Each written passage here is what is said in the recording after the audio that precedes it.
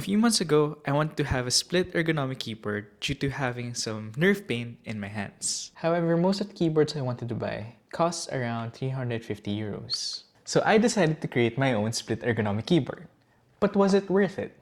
Let's find out. Before we start though, I would just like to preface this by mentioning that this price breakdown is based on the actual amount I used. This is because some of these components can actually be used for multiple keyboards, not just one. So first, for printing the whole keyboard body, including the filaments used and electricity usage, that costs around 16.75 euros. For the electronics, including the microcontrollers, wires, diodes, and even the soldering lead, then that costs around 43 euros. Then for the mechanical components and other accessories, which include the Gateron milky yellow switches, my own set of keycaps, and accessories like the USB-C cable and 3.5mm cable, then these take the largest part of the budget, which is around 115 euros. And for the hardware materials like the screws, threaded inserts, electrical tape, and masking tape, then these cost around 5 euros. All in all, the cost of materials is around 180 euros, which is great because this is definitely lower than the 350 euros I saw earlier. But this fails to consider three things. First, this build sacrifices some key ergonomic features,